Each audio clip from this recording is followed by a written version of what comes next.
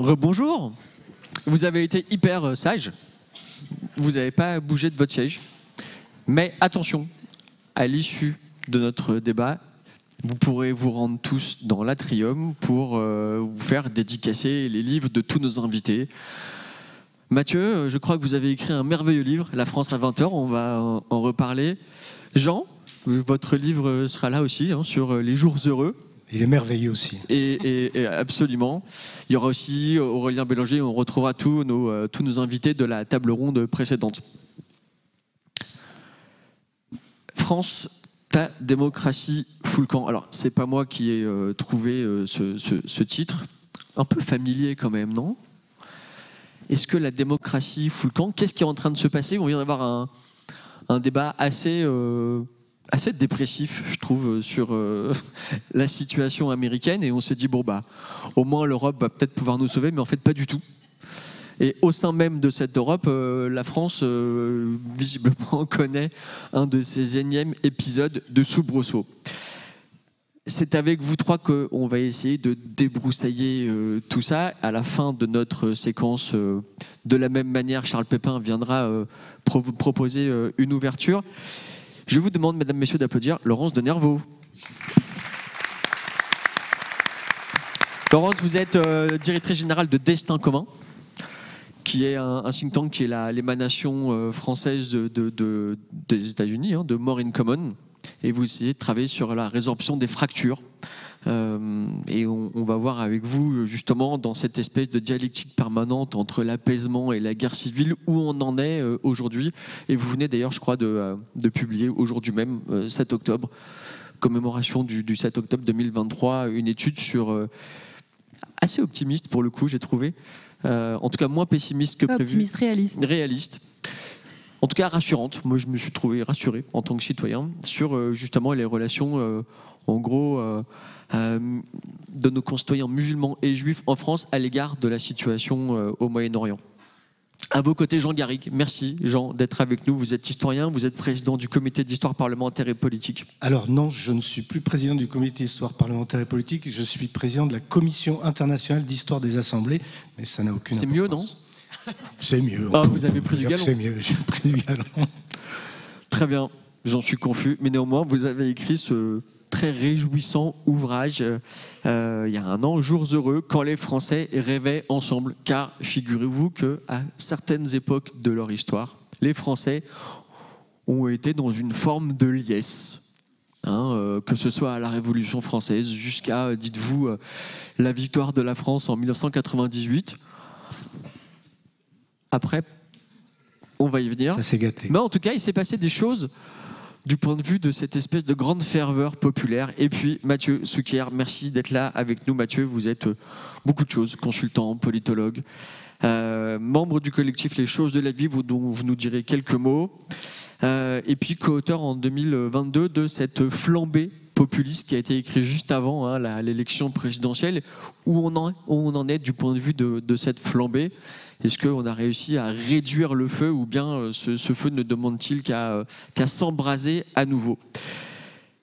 Laurence, c'est avec vous que j'aimerais commencer. Destin commun, disais-je, est un think tank qui s'applique alors avec réalisme et avec une grande rigueur intellectuelle certes, mais en tout cas qui a des valeurs et qui croit à une forme de réconciliation entre les citoyens.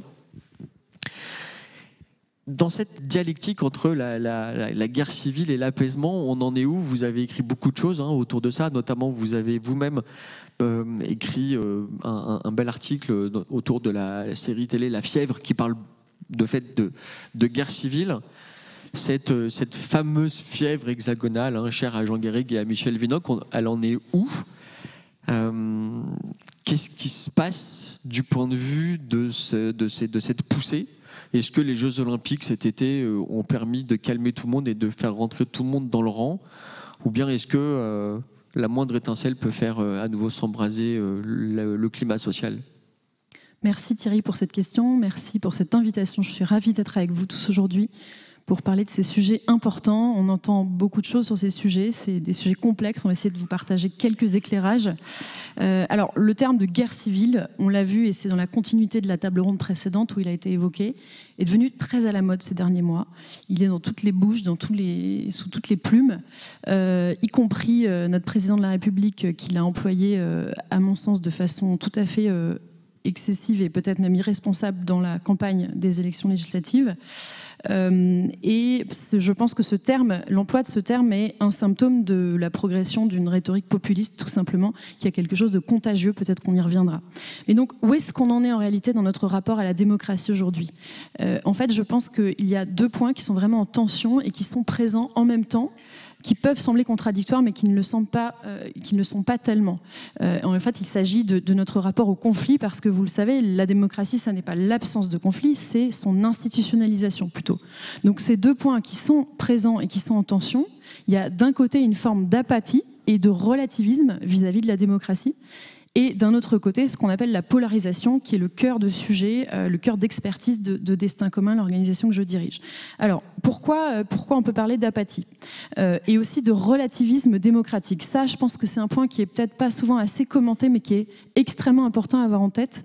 Dans une de nos enquêtes récentes, on a posé cette question. Il y avait 2 phrases, il fallait choisir celle avec laquelle on se sentait le plus en accord.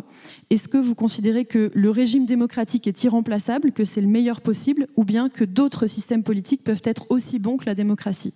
En France, on a 1/3 des Français qui considèrent que d'autres régimes politiques peuvent être aussi bons que la démocratie.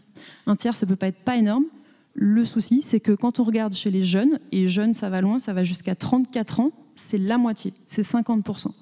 Donc chez les jeunes, il y a un vrai relativisme démocratique. Et ce relativisme démocratique, il est corrélé à un sentiment qu'on ne voit pas ce que nous apporte la démocratie dans notre vie, dans notre quotidien. Et ça, on y reviendra peut-être aussi, c'est une demande de retour sur investissement démocratique qui est légitime, mais qui est peut-être problématique aussi, je pense qu'on en reparlera. Et de l'autre côté, et en tension avec cette apathie ou ce relativisme, il y a ce qu'on appelle la polarisation. Alors la polarisation, qu'est-ce que c'est ? Dans ce terme, en fait, il y en a 2. Il y a la polarisation idéologique et la polarisation affective. La polarisation idéologique, c'est l'écart des idées en présence dans le débat public à un moment donné. Ça, de manière peut-être contre-intuitive, ça a plutôt tendance à se réduire, grosso modo, depuis la chute du communisme, fin des années 80, début des années 90. Ce qui augmente, et c'est ce dont on parle en réalité quand on parle de polarisation aujourd'hui, c'est la polarisation affective, c'est-à-dire l'animosité, l'hostilité qu'on peut avoir à l'égard de l'autre camp, de l'autre groupe, celui qui est différent de nous, dont on se sent éloigné. Ça, alors là aussi, il faut regarder dans le détail. On peut avoir l'impression que ça progresse. En tout cas, c'est ce que nous disent les médias en permanence. La France fracturée, la France coupée en 2, un camp contre l'autre. En fait, nous, quand on analyse de manière aussi précise que possible l'opinion, on se rend compte que même sur les sujets les plus clivants et qui tendent le plus le débat, en fait, la France n'est pas si polarisée. On l'a mesuré, par exemple, à la suite des émeutes qui ont été la conséquence de la mort de Naël Merzouk à l'été 2023, et également autour du conflit israélo-palestinien. On l'a mesuré à plusieurs étapes dans le temps. Sur ces 2 sujets, donc sur les émeutes, vous vous souvenez, c'était cette idée qu'il y avait la cagnotte A, la cagnotte B, la France anti-flic et la France anti-banlieue, il fallait choisir son camp. En fait, l'immense majorité des Français disaient on peut ressentir beaucoup de colère au sujet de la mort de Naël et en même temps considérer que la police fait un métier particulièrement difficile. Sur le conflit israélo-palestinien, et il ne faut pas voilà, réduire la complexité, hein, mais justement, les Français prennent très largement en compte la complexité, n'ont pas foncièrement choisi un camp contre l'autre et ont une empathie qui est assez partagée. On entend parfois le terme d'hémiplégie de l'empathie. Nous, ce n'est pas ce qu'on observe dans l'opinion. Voilà. Pour autant, et encore une fois, toujours cette exigence de la nuance, si on parle de la polarisation comme un état de fait, aujourd'hui, on est polarisé. Ce n'est pas le cas. Si on parle de la polarisation comme un processus, oui, il y a des signes que ce processus est en marche, est en cours, et c'est cela qui doit éveiller notre vigilance. On sait bien sûr que les algorithmes des réseaux sociaux jouent un rôle énorme, ça a été évoqué dans la table ronde précédente. Il y a aussi une dimension dont on parle moins, c'est une façon de pratiquer la politique, ce qu'on appelle identity politics, c'est-à-dire le fait d'aller agiter et d'aller potentiellement instrumentaliser les dimensions identitaires et culturelles de notre opinion, pour en fait monter les gens les uns contre les autres autour de leurs valeurs les plus intimes. Ça, c'est ce qui est plus présent qu'avant dans le débat public, dans la façon de pratiquer la politique, et ça, c'est problématique. Et c'est problématique parce que ça marche. Si vous voulez monter les gens les uns contre les autres comme ça fonctionne. Donc il y aurait comme une sorte de prophétie autoréalisatrice, si je résume, une forme d'acceptation du fait que même s'il n'y a pas de polarisation objective, il y a une polarisation subjective qui serait en train d'avancer et surtout poussée par les jeunes générations. Oui, il y a un peu de ça, tout à fait. Et puis il y a aussi un phénomène, je dirais, transverse qui est, je pense, qui est au cœur de la crise de nos démocraties, qui est la défiance. La défiance à l'égard des médias, de la science, des politiques. Et derrière cette défiance, il y a le sentiment d'une grande complexité qui est réelle, qui existe, qui est vraiment structurelle en fait.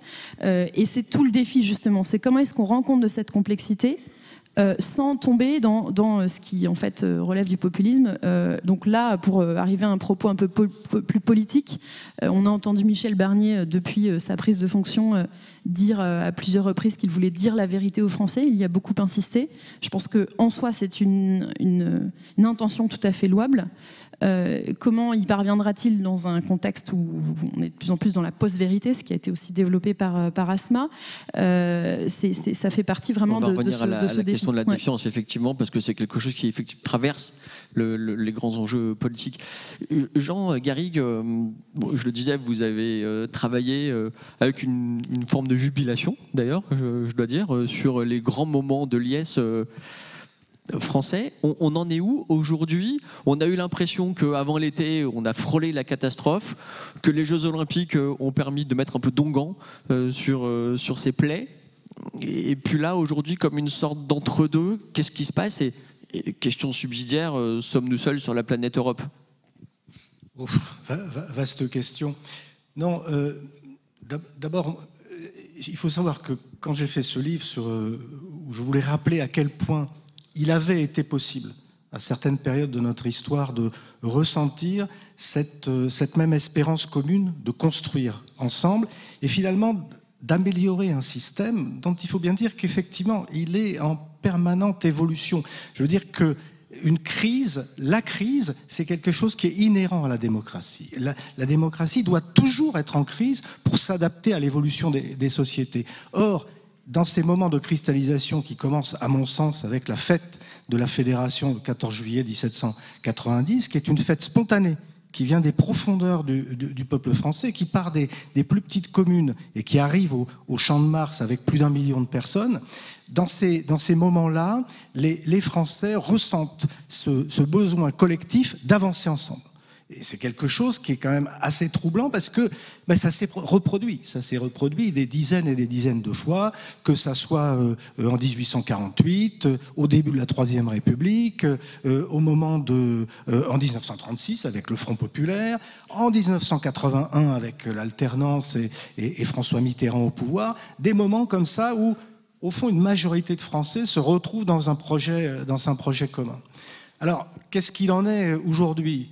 Bon, le constat a été fait d'une crise de fatigue démocratique. Moi, je le vois d'abord et avant tout comme la crise de sociétés qui sont familiarisées avec l'exercice de la démocratie et qui finalement ne comprennent plus très bien à quoi ça sert.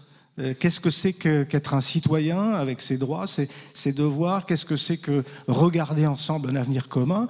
Il y a des tas d'explications, des sociétés qui sont hyper individualisées, qui se sont fragmentées. Je veux dire que penser ensemble l'avenir de manière positive, dans l'espérance, c'est quelque chose qui était finalement assez cohérent dans les années 60, l'idéal d'Éric Zemmour, parce que vous aviez une figure d'incarnation, une figure d'entraînement, de prophétie, qui était le général de Gaulle, et parce que vous avez une société qui était relativement homogène sur le plan sociologique, une sorte de vaste classe moyenne qui entrait dans la société de consommation, plutôt qui s'installait dans la société de consommation, et qui partageait plus ou moins les mêmes horizons d'attente, les mêmes valeurs.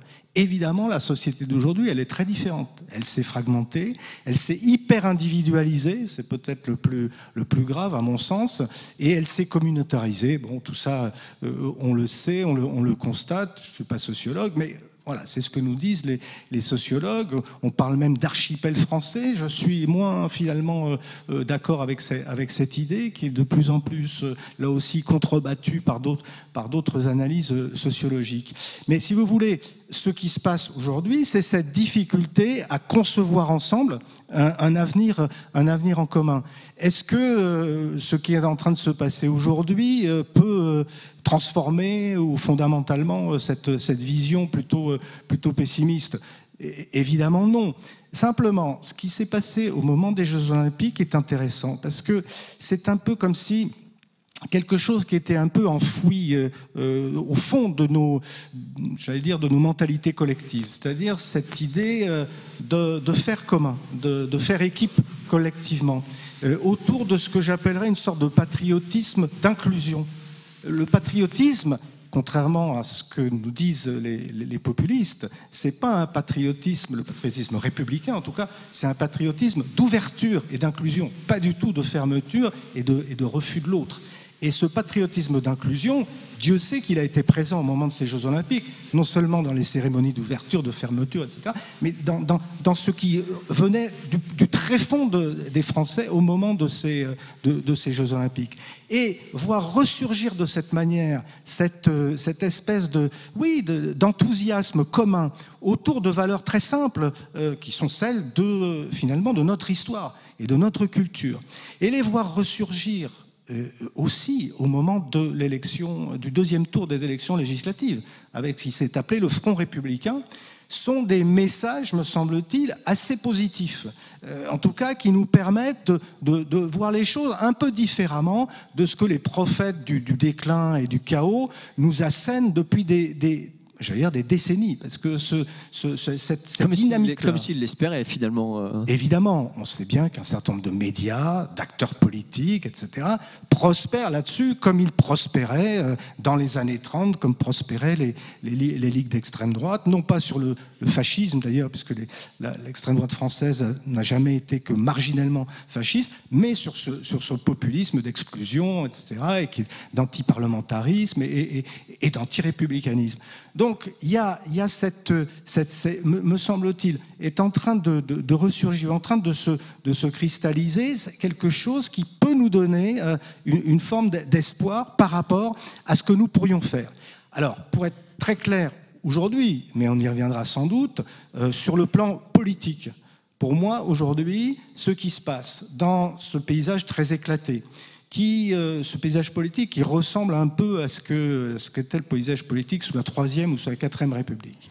Si on veut essayer de repenser un peu collectivement l'avenir, il faut deux choses, à mon sens. D'une part, reclarifier ce qu'étaient finalement les grandes idéologies motrices de notre histoire au XXe siècle, c'est-à-dire d'une part la social-démocratie, d'autre part le libéralisme conservateur, les reclarifier de manière très claire, et d'autre part, essayer de trouver une culture du compromis, une culture, pas forcément de la coalition, mais du compromis politique, de manière à pouvoir essayer de travailler ensemble. Parce que la situation que nous avons aujourd'hui, c'est une situation de 3e ou de 4e République, c'est-à-dire de régime parlementaire, dans des institutions qui sont des institutions polarisées, justement, qui nous conduisent à un second tour d'élection présidentielle, qui vous obligent finalement à faire un choix noir-blanc.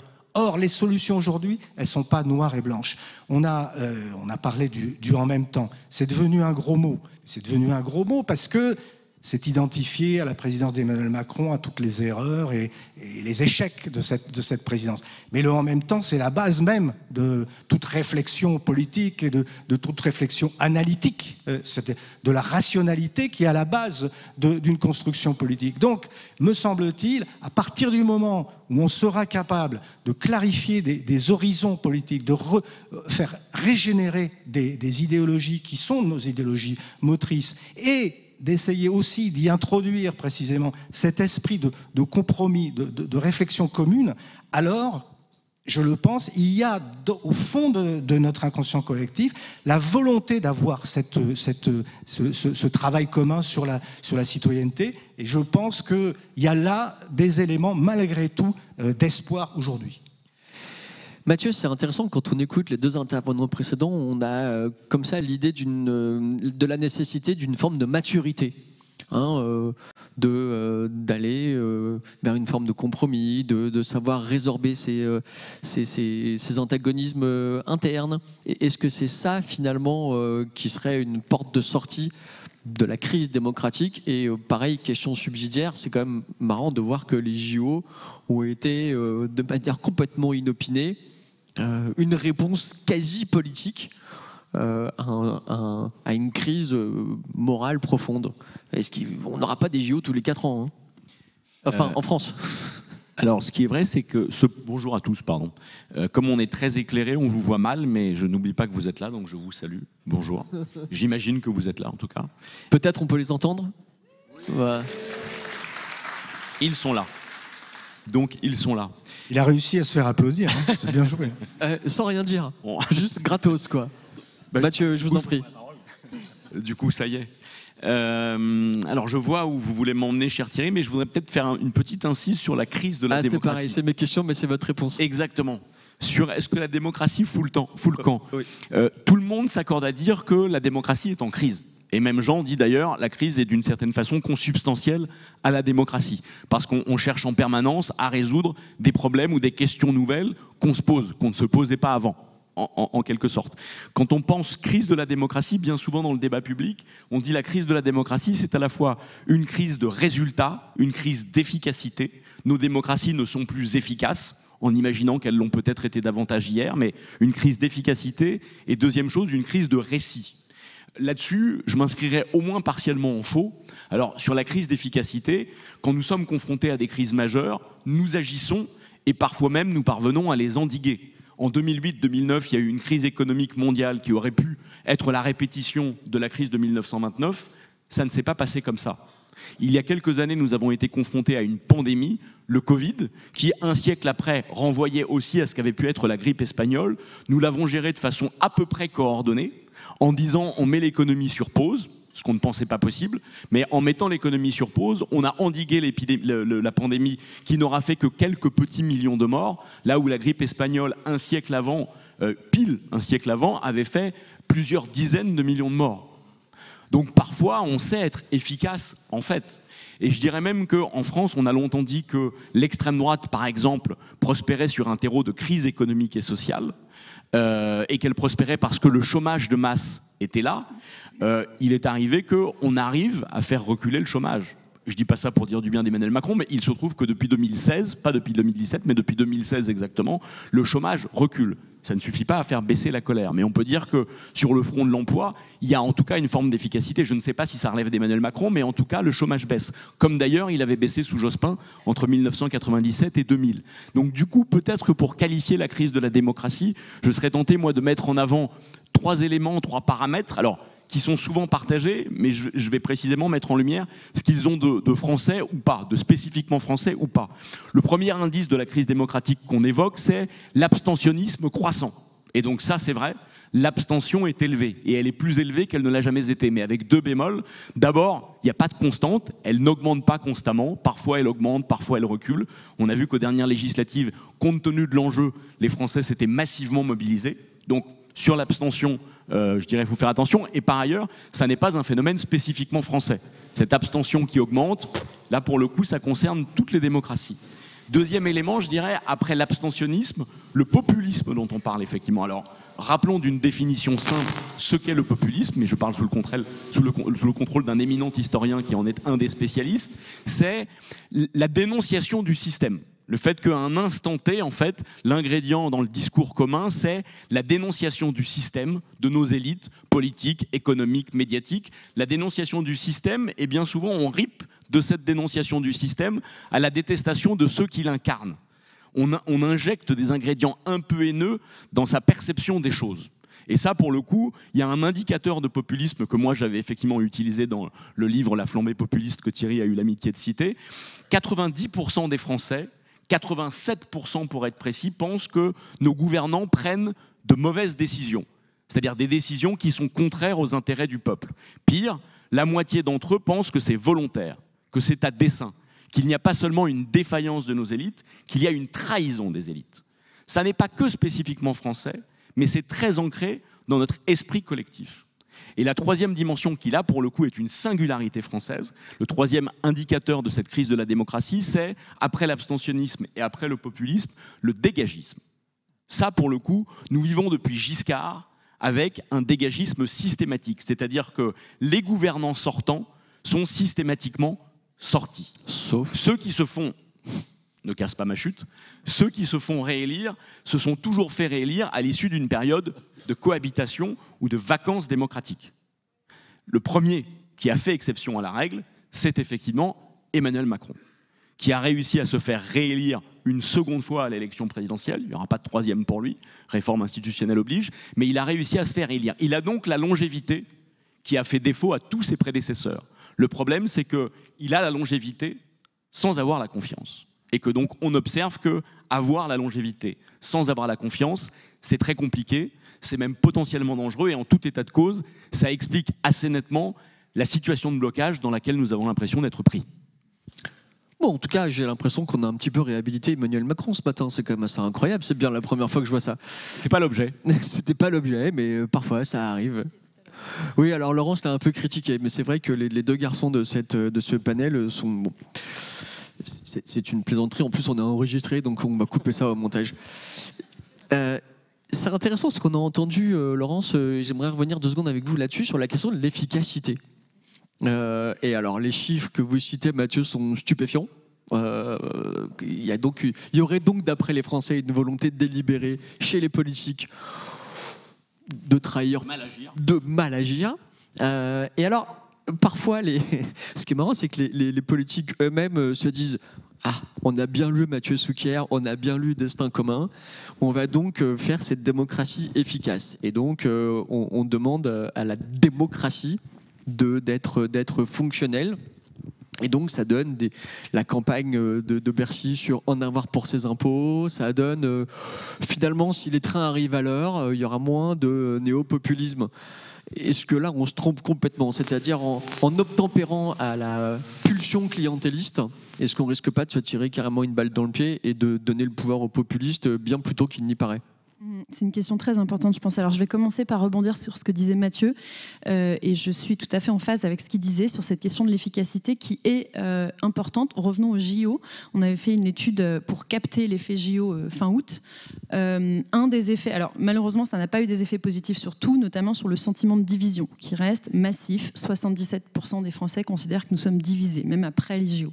En revanche, ça a eu un effet très positif sur le sentiment de notre, sur la vision de notre capacité de résilience, la capacité de la France à faire face aux défis. C'est 55% des Français qui ont dit « ça m'a rendu plus confiant dans cette capacité de la France », avec un effet de surprise d'avoir déjoué les innombrables pronostics d'échecs qu'on a eu autour de ces JO. Souvenez-vous de l'échec des transports, aux puces de lit, en passant par... voilà, j'en passe des meilleurs. Voilà, et ça, en fait, ça paraît anodin, mais ça a un effet, évidemment, pour notre pays, ça a même un effet géopolitique, parce que, notamment les Russes, en fait, le but de l'entreprise de désinformation permanente qu'ils ont notamment alimenté au moment des JO, c'était de saper notre confiance en nous-mêmes, notre confiance dans notre capacité à être efficace. Donc là, un point pour la démocratie, j'ai envie de dire, très clairement. Mais, il y a un mais, le problème, c'est que cette logique d'efficacité peut se transformer en une rhétorique populiste lorsqu'on est dans ce que j'appelais tout à l'heure une demande de retour sur investissement démocratique, et plus encore, et là c'est lié en fait à un phénomène qui est absolument omniprésent dans notre vie, dont on ne se rend même plus compte, qui est la consommation. Je pense que de plus en plus, nous avons un rapport consommatoire à la démocratie. Et ça, c'est un problème, et c'est un problème parce que ce n'est même pas visible, même pas tangible. Et c'est lié, et l'exemple que je vais prendre est lié au phénomène de l'abstention. Donc là aussi, je rebondis sur ce que disait Mathieu Souquier. On a fait en 2022 une grosse étude qualitative sur l'abstention, où on a interrogé de très nombreux abstentionnistes avec Raphaël Lorca, qui est expert associé de Destin commun. Et à un moment, on a entendu, une des phrases qu'on a le plus entendues, que des personnes qui s'étaient abstenues au premier tour des élections présidentielles, c'était « je ne me suis reconnue à 100% dans aucun des candidats ». Bah, moi non plus, je pense que vous non plus, tous ceux qui ont voté dans cette salle, parce que voter, ce n'est pas ça. Ce n'est pas se reconnaître à 100% dans un candidat ou une candidate. Or, nous sommes extrêmement habitués aujourd'hui à pouvoir choisir toutes les options, personnaliser en fait tout ce que nous consommons. Les ingrédients de notre salade, les options de notre voiture, les caractéristiques de notre copain ou copine sur Tinder, etc. Donc on cherche à customiser la démocratie, à customiser nos candidats, et ça, c'est une illusion. C'est l'illusion de la représentation miroir. Donc là, on en vient à la crise de la représentation, encore une autre crise. Et là, moi, je voudrais m'inscrire un petit peu en faux par rapport à la vision d'un chercheur qui a par ailleurs un apport excellent et fondamental sur tous ces sujets, qui est Pierre Rosanvallon, qui, dans un ouvrage qui s'appelle « Le Parlement des invisibles », considère que toute une réflexion sur la façon dont on est représenté, dont on rend visible les Français. Et il dit à un moment, toute vie qui n'est pas racontée n'a pas de valeur. C'est quasiment comme ça. Je ne veux pas traduire sa pensée, mais grosso modo, ça veut dire ça. Je ne suis pas d'accord, en fait. Et en fait, je pense qu'il y a un problème qui est qu'on fait croire ça aux gens et que ça les entretient dans l'idée que s'ils ne se voient pas eux-mêmes à la télé, si leur vie personnelle à eux n'est pas racontée, etc., voilà, ils ne sont pas heureux ou la démocratie ne fonctionne pas. Mais en fait, c'est impossible. Par définition, la représentation implique un hiatus, un décalage, un saut entre le représentant et le représenté. Et ça, je pense qu'il faut le réexpliquer. Alors, on ne va pas jeter la pierre uniquement à Pierre Rosanvallon. À Pierre Rosanvallon ou bien aux publicitaires et aux marketeurs, parce que, comme Thierry l'a dit, l'État aussi, du coup, se laisse gagner par ce rapport consommatoire à la démocratie. C'est la plateforme que tu as citée qui s'appelle, donc c'est Bercy qui a lancé ça il y a 2 ans à peu près, En avoir pour mes impôts. C'est-à-dire une pédagogie de l'impôt qui se fonde sur l'idée d'un retour individuel sur investissement. En fait, ça ne fonctionne pas comme ça. Et en fait, ça sape la base même du contrat social qui repose sur l'idée que l'intérêt général est plus grand que la somme des intérêts individuels. On sait bien de quoi ça procède. Ça procède d'une course derrière le RN qui est maître S populisme et qui manie cette rhétorique populiste en permanence. Le problème, c'est que l'État se met parfois à courir derrière cette rhétorique et du coup l'installe au passage. Donc c'est finalement un puissant fond. Moi, ça m'intéresse de me tourner vers l'historien que vous êtes. On n'a jamais résolu la question démocratique par plus d'efficacité. Je veux dire, c'était quelque chose de secondaire. On peut évoquer la question de l'émotion. Je parlais de ferveur tout à l'heure. Et dans une révolution, il y a l'idée d'un progrès, mais jamais de l'efficience. On n'a pas demandé à Napoléon d'être efficient. Enfin, il aurait dû l'être, mais c'était pas la question. Comme disait le général, l'intendant suivra. Ou enfin, comme il l'aurait dit. Non, mais la critique de l'efficacité, ça a toujours existé. La critique de la représentation, la représentativité de nos élus, ça a toujours existé. C'était le fondement, par exemple, de la crise boulangiste. Ce général Boulanger que personne ne connaissait en 1886, qui devient ministre de la guerre et qui devient la star de la vie politique, en s'appuyant là-dessus, en disant tous ces députés-là, ils ne vous représentent pas, ils sont corrompus, impuissants, et ils nous entraînent, et c'est de leur faute si on a perdu la guerre de 1870. Donc cette crise de la représentation, cette critique de l'efficacité des gouvernants, elle est vieille comme la République. Au passage, vous savez, à propos de la crise de la démocratie, Pierre Mendès France, je pense que vous savez qui est Pierre Mendès France, fait un grand discours en 1955, il vient de quitter le pouvoir à Évreux, qui s'intitule « La crise de la démocratie ». On est dans les années 50. Et les solutions qu'il donne à la crise démocratique sont à peu près l'inverse de celles qu'on donne aujourd'hui, parce que, par exemple, il demande le scrutin d'arrondissement. Alors qu'aujourd'hui, on demande l'inverse, c'est-à-dire le scrutin proportionnel. Ça pour dire que, quand on est historien comme moi, on essaie de relativiser un petit peu tout ça. Et c'est vrai que la question de l'efficacité, elle a pris du relief du fait de cette perception consumériste que nous avons, que les citoyens ont de la vie publique. Ce qui fait qu'au fond des solutions qui se proposent, mais c'est pas très originel ce que je vais dire, mais c'est une pédagogie de la citoyenneté qui me semble être fondamentale, c'est-à-dire réapprendre à être un citoyen, c'est-à-dire réapprendre à se déprendre de cette perception consumériste de la vie publique, cette conception de l'efficacité de la gouvernance. Comme le disait Mathieu tout à l'heure, les grandes crises qui se sont, qui ont bouleversé nos sociétés depuis quelques années, ont été résolues par les démocraties, et plutôt bien par les démocraties, et bien mieux que par ce qu'on appelle les démocraties illibérales ou les régimes autoritaires qui sont nuls en fait, qui n'y arrivent pas au bout du compte, qui n'ont jamais arrivé à résoudre leur crise. Certains sont même tombés à cause de ça, comme le régime communiste en Union soviétique. Donc vous voyez, on est dans une perception évidemment totalement biaisée, et on peut trouver des solutions politiques provisoires. On peut constater effectivement que l'alternance des partis traditionnels de gauche et de droite, Nicolas Sarkozy, François Hollande, nous a amené à ce constat d'échec, au fond, qui a permis à Emmanuel Macron de faire ressurgir à ce moment de notre histoire, en 2017, cette figure de l'homme providentiel, des livres que j'avais publiés il y a quelques années, qui est une figure récurrente et qui à chaque fois nous emporte sur ce moment d'état de grâce, et qui aboutit à une déception à la mesure de l'enthousiasme qui avait été créé. On peut constater cette inefficacité. Et effectivement, c'est un problème, le problème de décalage entre le message qui nous est donné et les résultats d'une politique. Mais il faut nuancer, et c'est ce qui a été dit d'ailleurs, il faut nuancer cette critique, ce constat d'inefficacité, précisément par cette perception que nous avons, qui est une perception qui elle-même est complètement biaisée par notre consumérisme.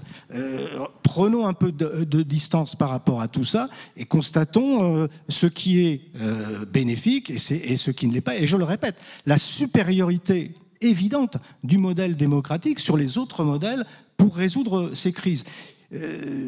Hitler avait fait son succès sur la manière dont la politique de réarmement de l'Allemagne pouvait résoudre la crise de 1929. On a vu les conséquences qui ont été d'abord en Allemagne des conséquences économiques désastreuses, et je ne parle pas du social, et qui ont abouti ensuite à la Seconde Guerre mondiale.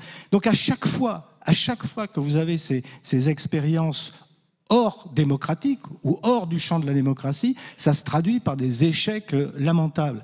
Donc ça doit aussi nous permettre d'essayer de prendre un peu de distance vis-à-vis de ces alternatives qu'on nous propose, ce sont des alternatives de type populiste, à l'extrême gauche comme à l'extrême droite, parce qu'il faut toujours parler d'extrême gauche et d'extrême droite, c'est la géographie électorale, et se dire que malgré tout, c'est au milieu de ça, quand je dis au milieu, ça veut dire dans une perspective de démocratie apaisée, raisonnée, et retrouvant, alors là, et ça c'est un vrai problème, une incarnation, un grand dessein, une prophétie, c'est là-dedans qu'on peut trouver effectivement des raisons d'avoir un horizon d'attente, quelque chose qui nous permette de nous mobiliser. Mais ça passe aussi, forcément, je le répète, j'ai l'air d'être obsessionnel, mais par cette idée de pédagogie de la citoyenneté. Je veux dire que c'est quelque chose... Et alors, il faut dire que les enseignants, je veux pas être corporatiste, mais les enseignants, ils bossent là-dessus. Je veux dire que dès l'école primaire, 95%, 98% des enseignants travaillent sur et sans doute 100% des enseignants travaillent sur cette idée-là. Sauf que ensuite, la société fait son effet. La société consumériste, la société des médias, la société de tout ce que vous voudrez, vient perturber cette pédagogie, vient perturber cette prise de conscience de ce qu'est la citoyenneté. Je pense que là, il y a pour nos sociétés démocratiques, c'est un enjeu fondamental pour la résilience. Mathieu, alors, il reste très peu de temps. Ouais. Mais vous avez été très bavard tous les trois. Je peux rebondir sur Laurence Mathieu, je peux rebondir et ce sera le mot de la fin avant Un tout petit complément sur cette histoire d'efficacité de la démocratie. Bien souvent, on passe par l'international pour justifier l'inefficacité et l'inertie des démocraties. Regardez ce qui se passe en Ukraine, regardez ce qui se passe au Proche-Orient. On est infoutu d'arrêter les choses. On est infoutu d'arrêter les choses, mais en revanche, on parvient quand même à faire en sorte que ça ne dégénère pas. Je rembobinais le film, et je le fais encore une fois sous le contrôle de l'historien, en revenant au XXe siècle. Il y a précisément un siècle, ça a dégénéré en guerre mondiale. Au moment où la Russie envahit l'Ukraine, 75% des Français pensent que ça peut dégénérer en Troisième Guerre mondiale. Alors je ne dis pas que c'est formidable ce qui se passe en Ukraine, pas du tout, mais précisément la diplomatie a permis de soutenir l'Ukraine sans que ça dégénère. Je ne dis pas que c'est formidable ce dont on fête l'anniversaire, le terrible anniversaire aujourd'hui même de ce qui se passe au Proche-Orient, mais pour l'instant, on a quelque chose qui ne dégénère pas encore. Deuxième chose, sur la crise des récits, je disais, crise de l'efficacité, crise des récits. Le slogan populiste par excellence, c'est tous nuls, tous pourris, tous les mêmes. Tous les mêmes. On ne peut pas dire d'un côté la société est polarisée et ensuite ce sont tous les mêmes. Non, pardon, mais en fait, Jean-Luc Mélenchon, Marine Le Pen et Emmanuel Macron, quoi qu'on pense des trois, c'est pas les mêmes. Et chacun des trois incarne bien des visions de la société radicalement différentes. Et à chaque élection présidentielle, il y a entre 10 et 15 candidats sur l'étagère. Et franchement, entre les 10 et les 15, il y a énormément de différences et on voit bien qu'on peut politiquement choisir des choses très différentes. Troisième réflexion sur ce que disait Laurent, c'est les JO, l'effet JO. C'est quand même assez lunaire, les JO. Et c'est assez lunaire de ce que ça révèle de nous-mêmes. On est de ce point de vue-là un peu grotesque. On a pendant des mois et des mois imaginé que les JO, ça allait foirer. Aucun pays qui a organisé les JO depuis que les JO existent ne s'est foiré. Pourquoi imaginer que subitement les Jeux qui allaient se passer en France, dans un pays quand même objectivement et les plus riches et les mieux administrés au monde, ça n'allait pas marcher. Et au point que nous avons donc été surpris et fiers du fait que ça marche. Je dirais, c'était la moindre des choses. Donc pendant des mois et des mois, on s'est raconté l'histoire d'un peuple qui est plus nul que tous les autres. Et parce que, in fine, ce peuple a organisé les JO comme tous les autres, à la fin, on se dit, on est plus fort que les autres. Donc on a quand même un rapport à nous-mêmes qui est un peu complexe. Et c'est un problème. J'ai encore une minute ou pas? Non. Non, alors je m'arrête. La France, bonne agence Je me suis fait événementielle. applaudir, donc je peux m'arrêter. Oui, applaudir sur deux coups, là, sur le fond et tout à l'heure pour avoir juste dit bonjour. Alors, bon, il y avait énormément de choses sur lesquelles je voulais encore vous interroger, mais je vais laisser la parole à Charles Pépin. Charles, merci de nous rejoindre sur scène, c'est à vous.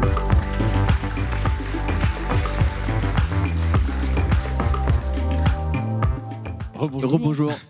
C'était, je ne vais pas répéter tout ce qui a été dit, parce que c'était passionnant et c'était surtout très complet et très précis, mais quand même quelques mots-clés qui diagnostiquent cette crise de la démocratie. Donc populisme, dégagisme, abstentionnisme, clientélisme, consumérisme et nécessité d'éducation à la citoyenneté.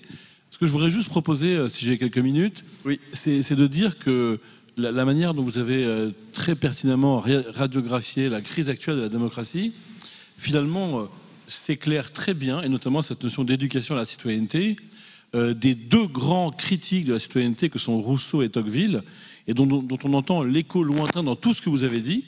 Donc deux petits éclairages sur ce que c'est qu'un citoyen, justement. Et c'est ça qu'on n'arrive pas à vivre aujourd'hui, et la crise de la démocratie, elle est là. Rousseau avait cette sublime expression, il dit un citoyen, c'est un rapport entre moi, comme individu particulier, avec mon intérêt particulier, et l'intérêt général. Évidemment, il ne s'agit pas de disparaître comme intérêt particulier et de ne penser qu'à l'intérêt général. Mais Rousseau disait, on est citoyen dès lors que, ayant son intérêt particulier ou social ou corporatiste, on réussit au moins un peu à se représenter ce qui pourrait être l'intérêt général. Et donc le citoyen, c'est ce rapport. Et bien, on observe dans ce que vous dites que ce rapport a disparu. Les gens s'expriment comme individus avec des intérêts particuliers et les partis, leurs clientélistes, leur disent à des individus, on va te donner ce que toi tu réclames comme individu. Et c'est le populisme. Mais ce qui est très beau quand on comprend ce que dit Rousseau, et on comprend mieux la crise, c'est que si chacun vote uniquement en fonction de son intérêt particulier et ne parvient pas à être ce rapport entre soi particulier et soit se représentant dans un effort complexe l'intérêt général, alors le résultat de l'élection n'est qu'arithmétique. Et on tombe dans ce que dénonçait Tocqueville, qui est que c'est simplement la plus grosse des minorités à avoir le même intérêt particulier qui va se retrouver à gouverner, à être au pouvoir. Donc tout le monde va être dans la rue pour dire « et moi, et moi ». Mais, et c'est là où je voulais en venir, si chacun, et c'est ça le projet, fait un tout petit effort, même un petit peu chacun, pour se représenter malgré ses problèmes particuliers, l'intérêt général, alors le résultat sera supérieur à la somme des partis, parce que chacun sera un peu plus que lui-même. Et on passera d'une arithmétique à une mystique républicaine. Et bien c'est ça qu'on n'arrive pas à faire. Et finalement, on l'a entendu. Et deuxième éclairage plus tocquevillien, c'est qui me permettra de dire quand même qu'il y a un mot que vous n'avez pas dit, mais bon, on ne peut pas tout dire, c'est quand même, il y a aussi le ressentiment. Il n'y a pas que tout ce que vous n'avez pas parlé de ça. Et le ressentiment, c'est ce qui fait que je vais aller vers un populiste. Or, le ressentiment, eh bien, c'est une menace depuis le début de la démocratie. En plus, Tocqueville est un merveilleux écrivain. Dans la démocratie en Amérique, il montre que ce qui est une révolution politique positive s'accompagne d'une régression individuelle négative. C'est l'envie, la jalousie, le ressentiment. Avec cette confusion de l'égalité politique avec la mêmeté sociale. À partir du moment où il y a un régime politique démocratique, je me dis, mais moi, j'ai le droit à avoir autant d'argent, j'ai le droit à... Et je confonds l'égalité politique avec le droit à avoir la même chose sur un terrain économique et social. Évidemment que les populistes jouent de ça, jouent de ce malentendu.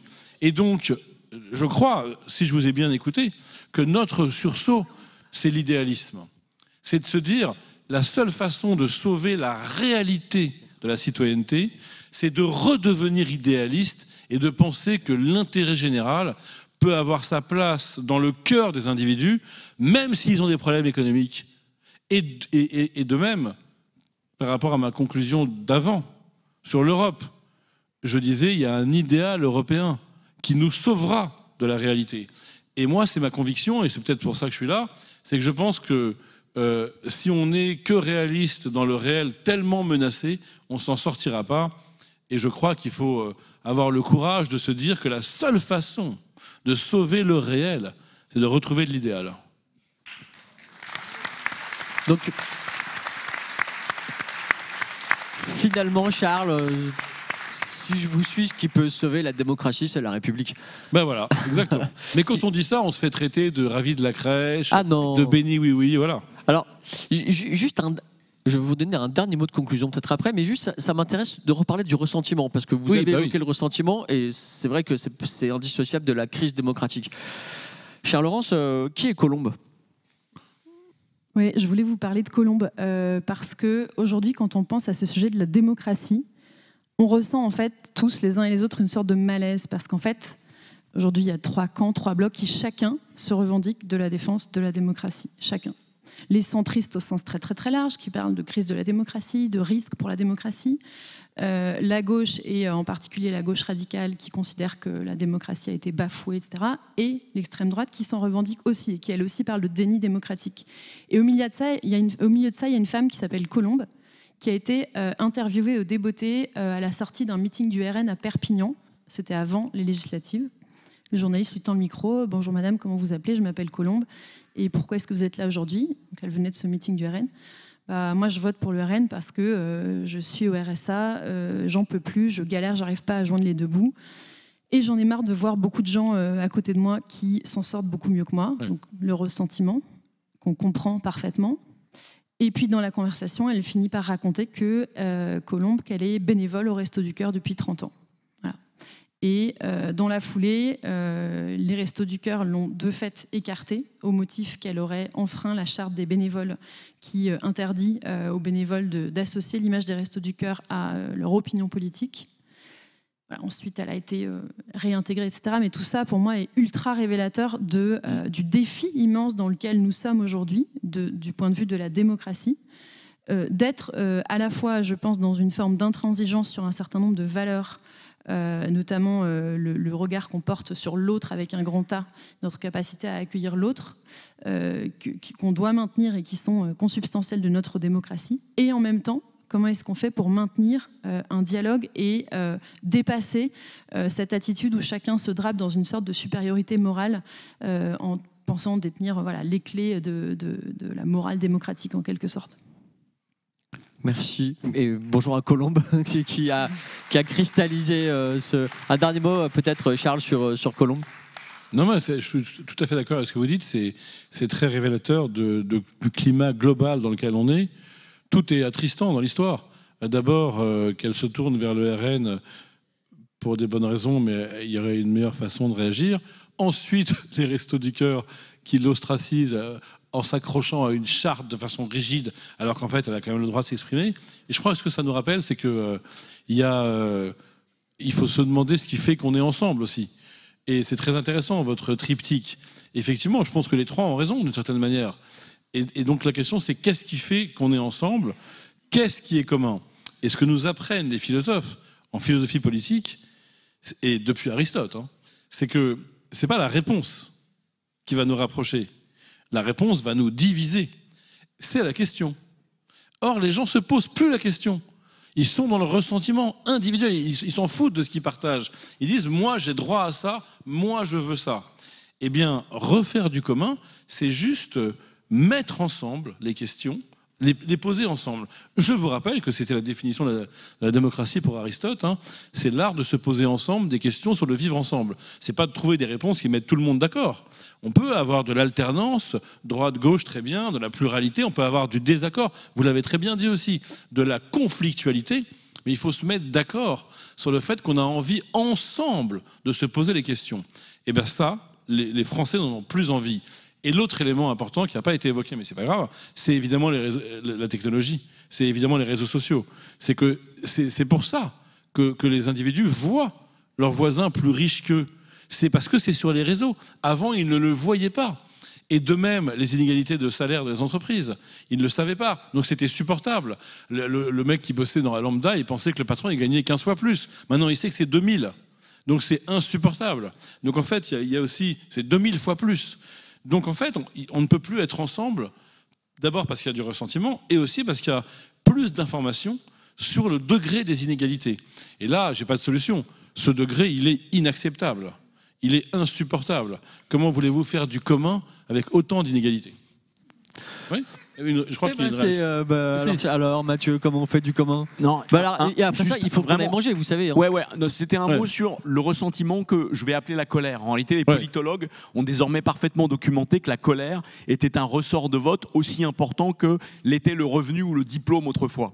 Et donc, on dit souvent que l'extrême droite prospère sur la peur, qu'elle joue sur les peurs. Non, en réalité, elle prospère sur le terreau de la colère et du ressentiment. Ce qui m'amène à dire, chacun d'entre nous, en fait, qu'est-ce que nous pouvons faire chacun dans nos vies, dans nos fonctions sociales et à notre échelle pour contribuer à ce que la colère, qui est un sentiment aujourd'hui dominant et croissant dans l'opinion, diminue.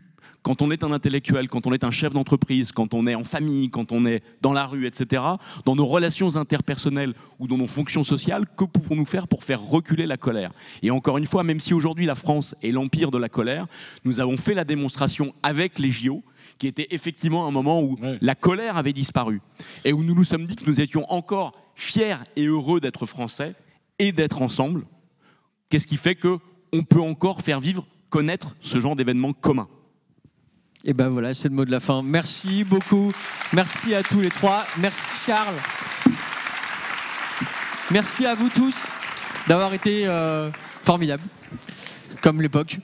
On se retrouve cet après-midi. N'oubliez pas, tous les auteurs et les autrices vous attendent en bas pour signer leur livre. À tout de suite, à cet après-midi.